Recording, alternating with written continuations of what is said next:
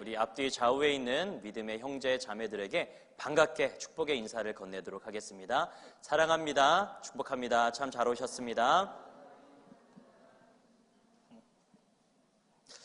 여러분들은 찬양을 좋아하시나요? 네, 좋아하시나요?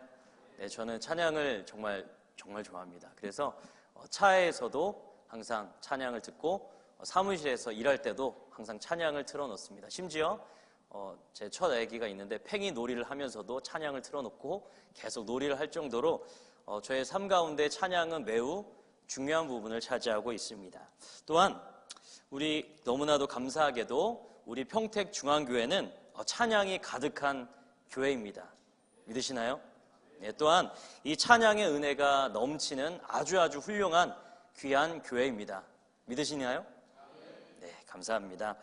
찬양의 기쁨이란 것은 많이 들어도 자주 들어도 전혀 질리지가 않습니다.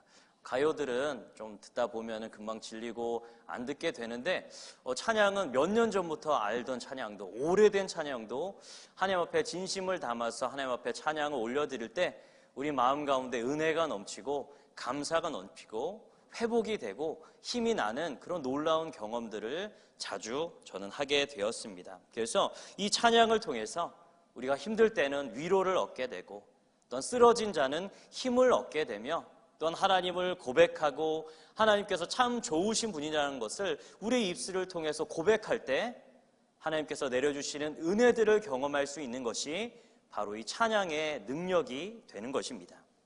오늘 이 시인은 자신을 포함해서 이 땅 가운데 있는 모든 피조물들, 이 땅에 살아가는 모든 사람들뿐만 아니라 천상에 있는 천사들까지도 모두가 다 하나님께 찬양하라 라고 하면서 찬양의 자리로 우리 모든 자들을, 피조 모든 만물들을 하나님의 찬양의 자리로 초대하고 있는 것입니다.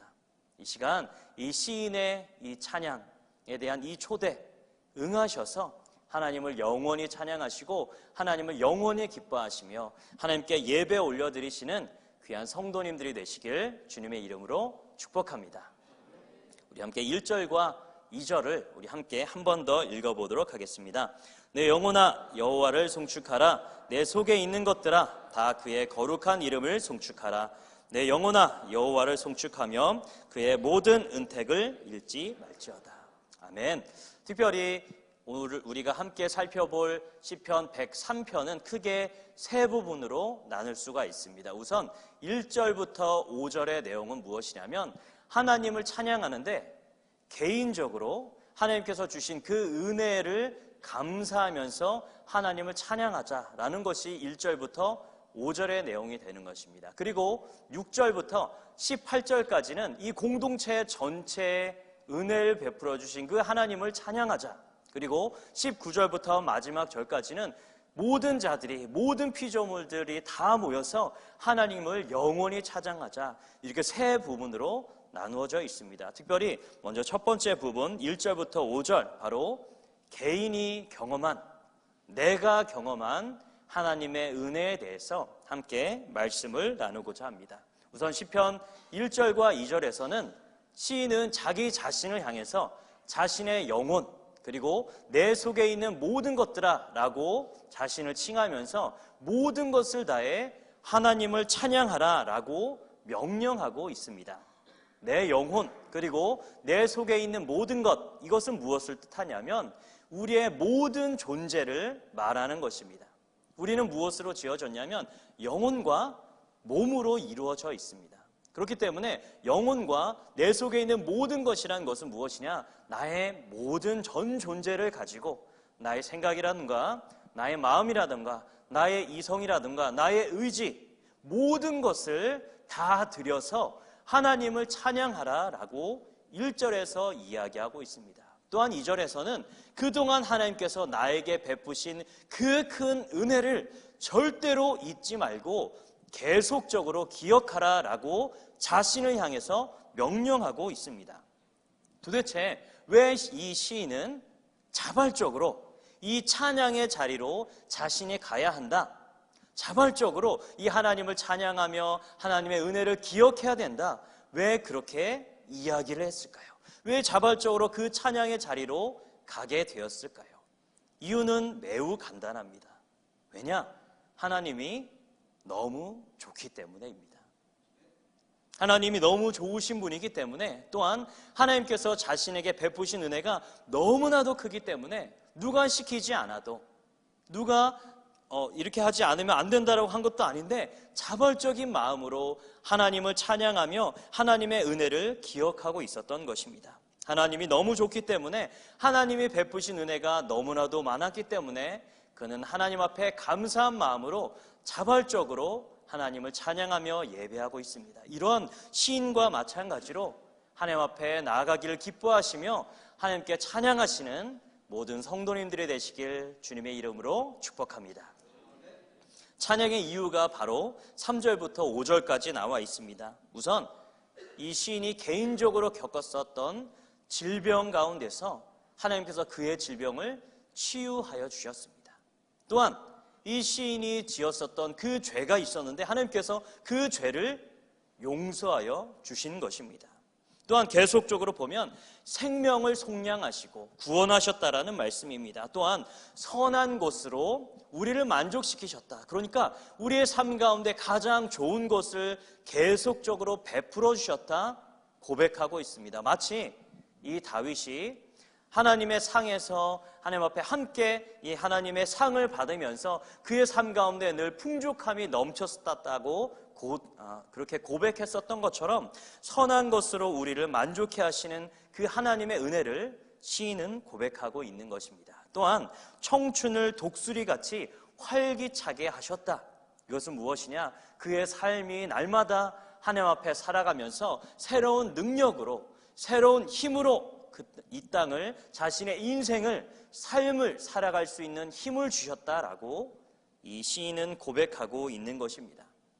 올 한 해를 한번 돌아보시기 바랍니다. 이 시인이 하나님께서 나에게 주신 은혜를 이렇게 하나하나 고백하며 하나님 앞에 찬양하며 감사하고 있습니다. 올 한 해를 돌아보면 지금까지 지내온 모든 것, 지금 우리가 이 자리에 설 수 있는 그 모든 것, 하나님의 은혜이심을 믿으시기 바랍니다. 주님의 은혜가 나를 살게 했으며 주님의 은혜가 나를 지금까지 인도하셨음을 믿으시기 바랍니다. 그렇다면 하나님께서 주신, 우리 각자에게 주신 은혜가 무엇인지 이 시간 곰곰이 하나님 앞에 생각해 보시고 또한 기도하는 마음으로 나에게 주신 은혜들을 기억해 보시기 바랍니다. 그리고 이 한 해가 다 가기까지 하나님 앞에 찬양하며 하나님께 영광 올려드리시길 주님의 이름으로 부탁을 드립니다. 저도 개인적으로 이야기하자면 가족들의 건강뿐만 아니라 또 넉넉하진 않지만 살 집도 있고 굶지 않으며 잘 살아가고 있습니다. 비싼 옷은 안 입더라도 깔끔한 옷 입을 수 있습니다. 그리고 감사한 마음으로 하나님께서 주신 사명 감당할 수 있다라는 것, 이것이 정말로 저는 올해의 가장 큰 기쁨이라 생각합니다. 또한 좋은 동역자들과 함께 같은 마음으로 하나님 앞에 달려갈 수 있는 것, 이것이 정말로 하나님께서 올 한 해 나에게 주신, 개인적으로 주신 감사라 생각합니다. 이 시간 많은 시간은 드리지 못하지만 2명씩 좀 짝을 지어서 잠깐만 이야기를 좀 나눴으면 좋겠습니다. 하나님께서 올 한 해 저에게 이런 은혜를 베풀어 주셨습니다. 제가 지금 56분인데 57분까지 딱 1분만 드리도록 하겠습니다. 준비됐으면 시작하시면 시작하는 겁니다. 시작! 네, 양옆에 있는 분에게 올 한 해 이런 은혜를 주셨습니다. 이렇게 하셨습니다. 네. 네.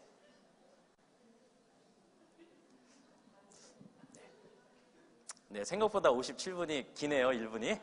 네, 아무튼 우리가 나눈 이 모든 은혜, 이 모든 감사의 제목들 하나님 앞에 정말로 다 올려드리시고 기뻐하시고 감사하고 찬양하시는 모든 성도님들의 삶이 되시길 주님의 이름으로 부탁을 드립니다.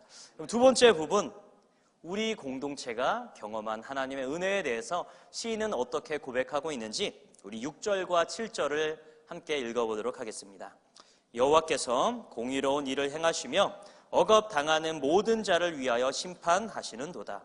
그의 행위를 모세에게, 그의 행사를 이스라엘 자손에게 알리셨도다. 아멘. 이 말씀은 바로 어떠한 사건에 대해서 말하고 있냐면 출애굽 사건을 말하고 있는 것입니다. 이스라엘 백성들은 엄청나게 오랜 시간, 그러니까 430년 동안 애굽에서 노예 생활을 하였습니다. 그리고 430년이 되는 그 끝으로 가면 갈수록 점점 이스라엘 백성들의 살림이 나아졌냐? 아니었습니다. 시간이 지나면 지날수록 이스라엘 백성들의 삶은 핍박 가운데, 고난 가운데, 노동 가운데, 죽음과 사망 가운데 더욱더 안 좋아지는 방향으로 이스라엘 백성들은 고난 가운데 살아가고 있었습니다. 그런데 하나님께서 이 이스라엘 백성들이 너무나도 힘들어서 핍박에 의해서, 고난에 의해서 힘들어해서 하나님께 간절히 부르짖었을 때 그 소리를 들으셨다라고 출애굽기 말씀은 이렇게 이야기하고 있습니다. 제가 한번 읽어보도록 하겠습니다. 출애굽기 2장 23절에 보면 여러 해 후에 애굽 왕은 죽었고 이스라엘 자손은 고된 노동으로 말미암아 탄식하며 부르짖으니 그 고된 노동으로 말미암아 부르짖는 소리가 하나님께 상달된지라. 하나님이 그들의 고통 소리를 들으시고 하나님이 아브라함과 이삭과 야곱에게 세운 그의 언약을 기억하사 하나님이 이스라엘 자손을 돌보셨고 하나님이 그들을 기억하셨더라. 아멘. 바로 이 사건, 출애굽 사건을 말하고 있는 것입니다. 하나님은 공의로운 분이시기 때문에 그의 백성이 억울하게 억압당하고 압제나가고 있는 그들의 그 부르짖음을 들으셨습니다. 또한 그들과 맺은 그 언약을 기억하셔서 공의로우신 하나님께서 그들을 노예 생활하였었던 그 애굽에서 그들을 구출해 내신 것입니다. 또한 이 애굽에서 탈출한 이 이스라엘 백성들 정말 비굴하게, 아니 찌질하게 겨우겨우 애굽에서 탈출했냐? 아니었습니다. 하나님께서는 이 애굽 땅에 누가 참된 신인지를 정확하게 보여주셨습니다. 10가지의 재앙을 통해서 홍해 바다가 갈라지는 이 놀라운 기적들을 통해서 여호와 하나님께서 이 애굽 땅에 있는 그 모든 왕보다, 그 모든 신보다 내가 최고의 신이다, 내가 가장 힘이 센 자다라는 전쟁에서 승리함을 통해서 마치 노량문을 얻은 것처럼 그 애굽에서 빠져나오셨던 것입니다. 이것이 바로 하나님께서 놀라우신 승리, 이스라엘과 함께 나오셨던 출애굽 사건이 되는 것입니다. 바로 하나님께서는 그의 공의로움으로 악을 심판하시고 악의 세력에 대해서 분명하게 공의롭게 심판하시는 하나님의 능력을 보여주셨던 것입니다. 또한 그뿐만 아니었습니다. 하나님께서는 이스라엘 백성들을 어느 곳으로 데려갔냐면 시내산으로 데려갔습니다. 그리고 그 시내산에서 언약을 맺으셨습니다. 이제는 이스라엘 백성의 하나님은 바로 여호와 하나님이시고 여호와 하나님의 백성은 누구냐? 바로 이스라엘 백성, 이 언약을 분명하게 맺으셨습니다. 하나님께서는 신실하신 그 언약을 통해서 이젠 영원히 이 이스라엘 백성들과 함께하며 이 이스라엘 백성들을 지키는, 이 이스라엘 백성들을 인도하는 하나님이 되시기로 그렇게 결심하셨던 것입니다. 그러나 안타깝게도 이 이스라엘 백성들은 언약에 신실하지 못하였던 것입니다.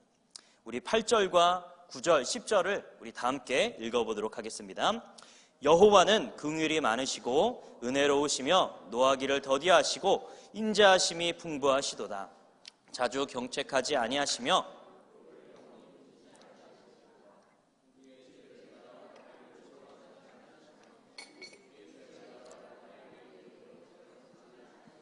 아멘. 이 8절과 9절, 10절은 출애굽기 32장부터 34장의 배경을 분명하게 이야기하고 있는 것입니다. 이 사건이 무엇이냐? 바로 금송아지 사건이 바로 이 말씀의 배경이 되는 것입니다. 이스라엘 백성들은 모세의 인도를 통해서 또는 하나님과 언약을 맺은 그 시내산에서 이스라엘 백성의 지도자였었던 모세가 시내산에서 오랜 시간 동안 머물게 되고 그들과 함께 있지 않자 아론을 통해서 금송아지를 만들게 되고 이제는 하나님만 믿어야 되는 이 백성이 금송아지 상을 향해서 나의 하나님이다, 이분이 바로 여호와 하나님이다 하며 우상 숭배에 빠졌던 사건이 32장 33장, 34장의 내용이 되는 것입니다. 하나님께서는 그의 공의대로 행하셨다면 이스라엘 백성들 어떻게 해야 될까요? 다 죽어 마땅한 자들입니다. 언약을 맺었다면, 약속을 맺었으면 그 약속을 파기하면 당연히 죽음 가운데 하나님과 맺은 언약을 깼기 때문에 영원한 심판 가운데, 저주 가운데, 죽음 가운데 머물러 있어야 되는 것입니다.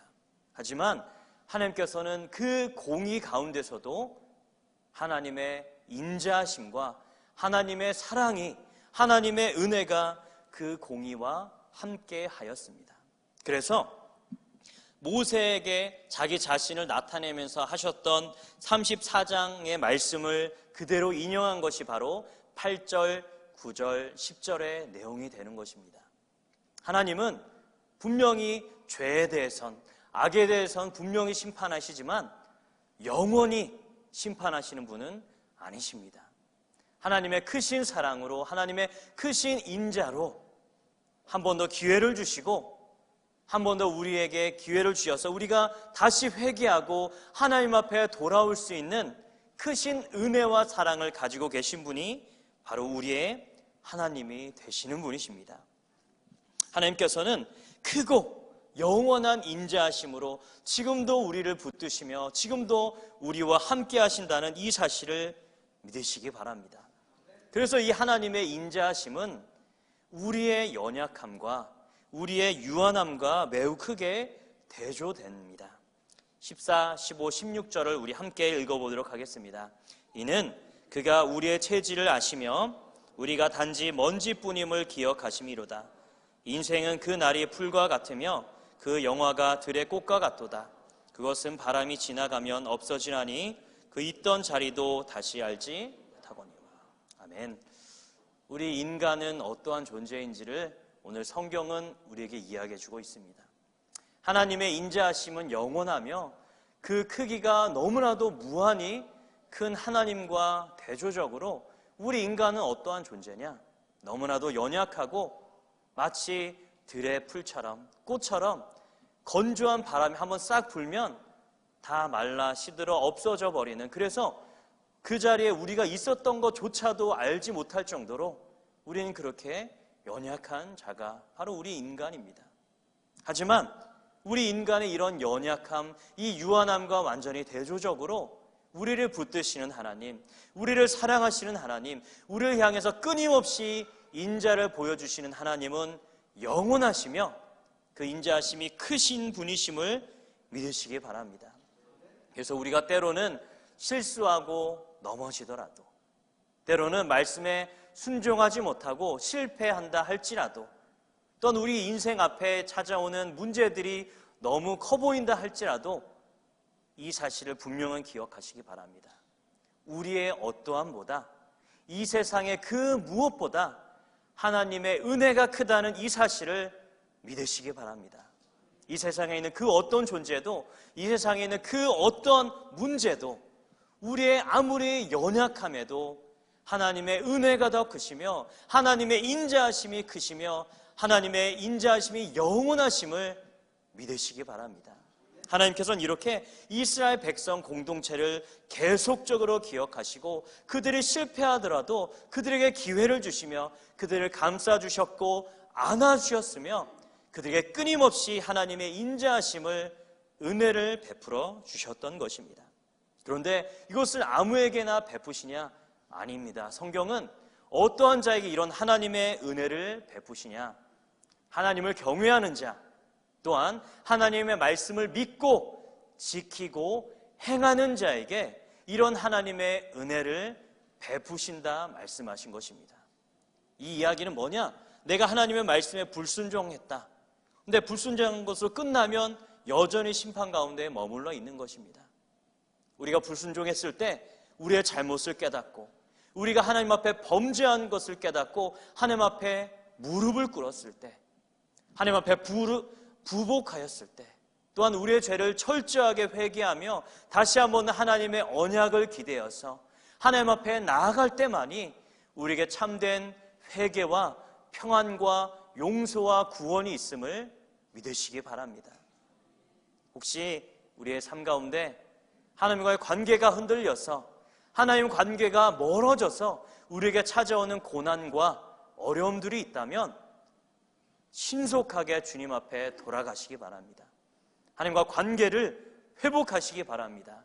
하나님께서는 하나님과 우리의 관계 사이에 있는 그 죄의 담이 무너질 때까지 끊임없이 우리를 부르시고 포기하지 않는 그 하나님을 바라보시며 신속하게 주님 앞에 나가 주님이 주시는 영원한 인자와 하나님 주신 그 크신 사랑을 경험하시길 주님의 이름으로 축복합니다. 특별히 올 한 해 우리 공동체 가운데 주신 은혜들을 우리 한번 생각해 보기 바랍니다.